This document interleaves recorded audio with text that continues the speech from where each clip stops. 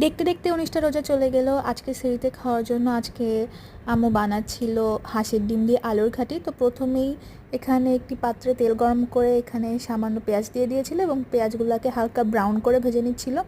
তারপরে ছিল এখানে জিরা বাটা, রসুন বাটা, শুকনো মরিচের গুঁড়া, হলুদ গুঁড়া, স্বাদ মতো লবণ দিয়ে মশলাগুলা ভাজা পেঁয়াজের ভিতর দিয়ে দিচ্ছিল মশলাটাকে ভালো করে কষানোর জন্য। মশলাগুলো দিয়ে ভালো করে কষিয়ে নিচ্ছিল এবং মশলাটা ভালো করে কষানো হয়ে যাওয়ার পর এখানে সামান্য পানি দিয়ে দিচ্ছিল যাতে মশলা থেকে তেলটা ছেড়ে দেয়। এবং তারপর এখানে আম্মু 5টা ডিম এবং 3টা বড় বড় আলু সিদ্ধ করে নিয়েছিল। গুলো আগে থেকে সিদ্ধ করে নিয়েছিল এবং খোসা ছাড়িয়ে নিয়েছে। তারপর এখানে হাত দিয়ে আলুগুলাকে ভালো করে হালকা স্ম্যাশ করে দিয়ে দিচ্ছিল।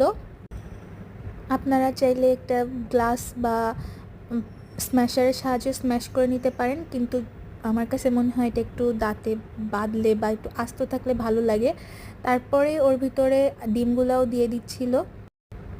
কিছুক্ষণ কষিয়ে নেওয়ার পর এখানে সামান্য পানি দিয়ে দিয়েছিল এবং ভালো করে কষিয়ে নিচ্ছিল এবং কষিয়ে নেওয়ার পর অল্প অল্প করে পানি দিয়ে নিচ্ছিল এবং অল্প অল্প পানি দিয়েই ভালো করে নাড়িয়ে কষিয়ে নিচ্ছিল। প্রথমবারের দেওয়া পানি টেনে আসলে তারপর আবার পানি দিয়ে ঢাকনা দিয়ে ঢেকে দিব।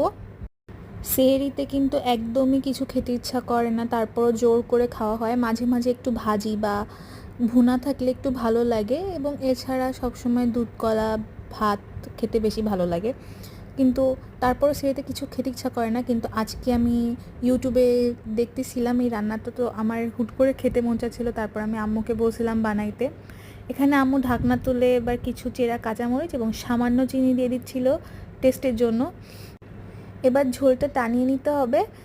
আপনারা যেরকম ঝোল টানাতে বা যেরকম ঝোল রেখে খেতে পছন্দ করেন ঠিক সেই অনুযায়ী ঝোলটা টানিয়ে নেবেন। তার উপর এখানে দিয়ে দিচ্ছিল গরম মশলার গুঁড়া এবং গরম মশলার গুঁড়াটা দিয়ে কিছুক্ষণ রেখে ঝোলটা টানিয়ে নিয়ে আম্মু এক সাইডে রেখে দিয়েছিল এবং কিছুক্ষণ পর এটা একটা বাটিতে সার্ভ করে নিয়েছিল। এটা আপনারা মধ্যরাতে বা সেহরিতে যে কোনো টাইম খেতে পারেন, অনেক ভালো লাগবে আপনাদের। গরম গরম ভাতের সাথে তো অনেক মজা ছিল। আমি এতটা এক্সপেক্টও করি নাই যে এতটা ভালো হবে, বাট অনেক মজার ছিল, অনেক ভালো লাগছে। আপনারাও ট্রাই করতে পারেন। আশা করছি রমজান মাস আপনাদের সবার জন্য ভালো কাটছে। আসসালামু আলাইকুম সবাইকে।